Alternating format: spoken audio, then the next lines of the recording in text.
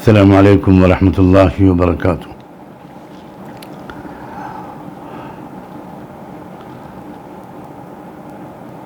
अभी एक दो दिन पहले, बल्कि शायद कल ही, एक वीडियो वायरल हुआ जिससे मुल्क के लोगों को ये पता चला कि लखनऊ के एक साहब ने सुप्रीम कोर्ट में एक रिट दायर की है, जिसके ज़रिए उन्होंने सुप्रीम कोर्ट से ये दरख्वास्त की है कि कुरान की फ़लाँ 26 आयतों को कुरान से निकाल दिया जाए। नेचुरली इस पर पूरे मुल्क में हर तरफ से तबसरे आ रहे हैं, रिएक्शंस आ रहे हैं। मुसलमान उलमा और दानिश्वर हजरात इस सिलसिले में अपने ख्यालात का इजहार कर रहे हैं। इस वीडियो के वायरल होने के बाद से ही मुझसे भी बेशुमार लोग ये उम्मीद कर रहे हैं और मेरी तवज्जो इस तरफ मबजूल कर रहे हैं कि मुझे भी इस पर कुछ रिएक्शन देना चाहिए, कुछ कमेंट्स करने चाहिए।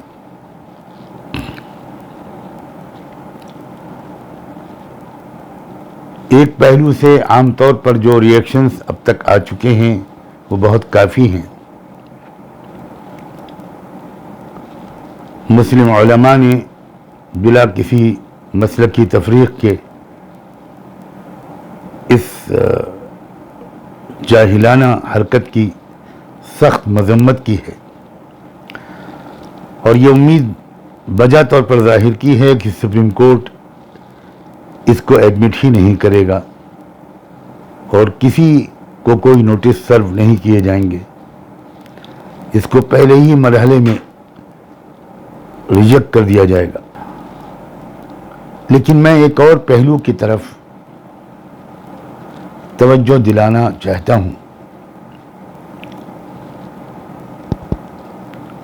और वो ये है कि बहुत अरसे के बाद मुल्क के हकीकी मसाइल सरफेस पर उभर कर आए हैं और वो कौमी एजेंडा बनकर उभरे हैं, जो असली एजेंडा हमारे मुल्क का होना चाहिए मुस्तकिल तौर पर,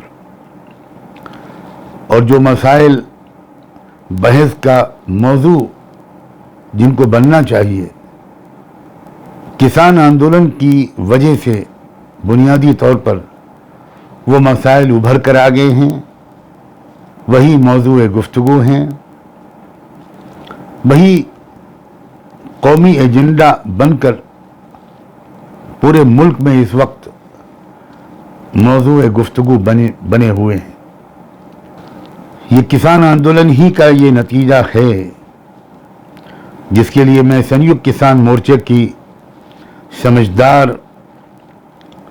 और बहादुर लीडरशिप को पूरे मुल्क, पूरी कौम की तरफ से मुबारकबाद देना चाहता हूँ कि वो सख्त तकलीफ़ों को बर्दाश्त करके अपने आंदोलन को जारी रखने में कामयाब हुए और वो आंदोलन दिन ब दिन ताकतवर होता जा रहा है और पूरे मुल्क में फैलता जा रहा है।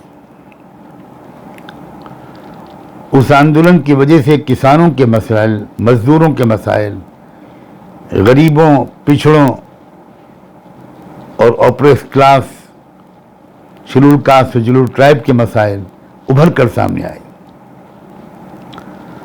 और मुल्क में जो सरमायादाराना फिस्तायत पर मबनी निज़ाम अब चल रहा है बड़े ज़ोर शोर से, जो कॉर्पोरेट फैशिज्म की पॉलिसी अपनाई हुई है हमारी मौजूदा सरकार ने, उसके खिलाफ, उसकी पॉलिसियों के खिलाफ पूरे मुल्क के अंदर एक बेदारी की लहर फैल रही है। वो लाखों बल्कि शायद करोड़ों लोग जो किसी प्रोपेगेंडा का शिकार होकर और मजहबी जज्बात से मगलूब होकर वो असली मसाइल से बिल्कुल गाफिल हो गए थे और मंदिर मस्जिद हिंदू मुस्लिम की बुनियाद पर उन्होंने वोट डाले थे पिछले इलेक्शनों में। अब वही लोग बहुत ज़्यादा पछता रहे हैं, खुल्लम खुल्ला अपनी गलती मान रहे हैं और अब ये संकल्प ले रहे हैं, ये अहद कर रहे हैं कि अब दोबारा वो ये गलती नहीं करेंगे और उनका ध्यान अब असली मुद्दों से कोई नहीं भटका पाएगा, बल्कि वो पूरे मुल्क का ध्यान असली मुद्दों की तरफ वापस लाने के लिए पंजाब, हरियाणा और दिल्ली बॉर्डर से निकलकर अब पूरे मुल्क में जानकारी फैलाने और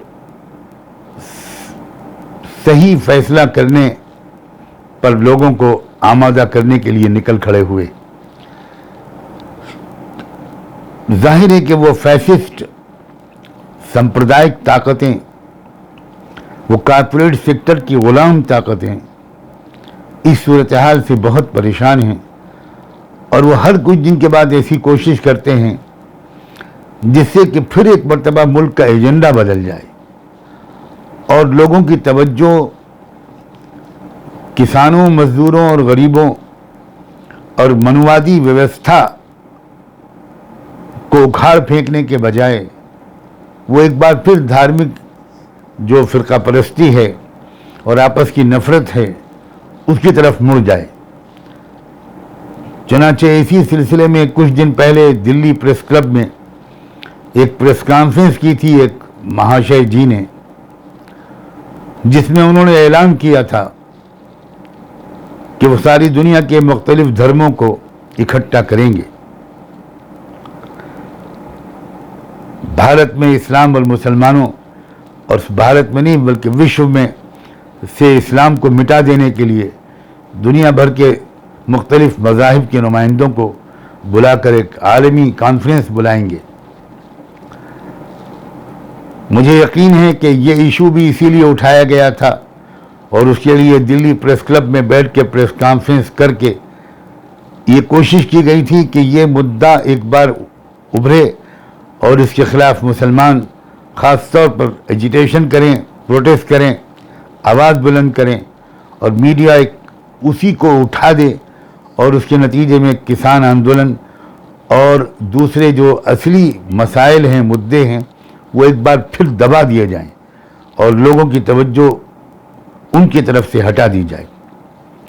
मगर वो तीर भी खाली गया। लोगों में इतनी बेदारी आ चुकी है, इतनी अवेयरनेस या जागरूकता आ चुकी है कि उस तरह का रिएक्शन किसी तरफ से और ख़ास तौर पर मुसलमानों की तरफ से नहीं आया। ये बहुत अच्छी अलामत है। इसका मतलब है कि भारत के मुस्लिम समाज के लोग अब पॉलिटिकली अवेयर हो गए हैं, उनके अंदर समझदारी बढ़ी है। चुनांचे में एक बार फिर पूरे भारत के एक एक मुसलमान, मर्द और औरत से, नौजवान से, भाई और बहन से, उलमा से, दानिश्वरों से, उन सब के पूरे एहतराम के साथ ये गुजारिश करना चाहता हूँ कि ये जो लखनऊ के एक साहब ने फिर एक नया शगुफा छोड़ा है, एक नया शोशा छोड़ा है, कुरान मजीद की कुछ आयतों के बारे में कुछ जाहिलाना बकवास उन्होंने की है, उस पर भी इसी समझदारी का सबूत देते हुए कोई रिएक्शन न दिया जाए।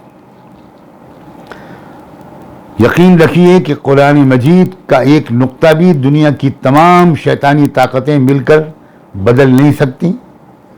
सवाल ही नहीं पैदा होता इसका।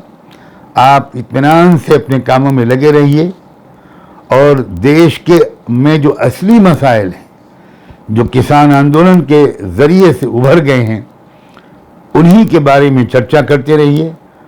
उन्हीं मसाइल की तरफ लोगों की तवज्जो मबजूल रहे उसी पर तवज्जो मरकूज़ रहे और वही मसाइल गुफ्तगू का मौजू बने रहे।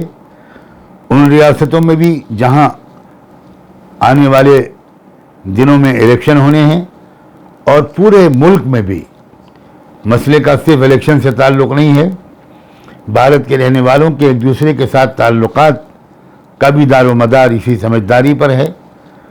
और हमको खुदा का शुक्र अदा करना चाहिए कि ये समझदारी इस वक्त भारत की आवाम में बढ़ रही है और हर आने वाला दिन इसके सबूत फराहम कर रहा है, पेश कर रहा है। इसलिए लखनऊ के फलां साहब की जाहिलाना बातों का भी कोई जवाब न दिया जाए।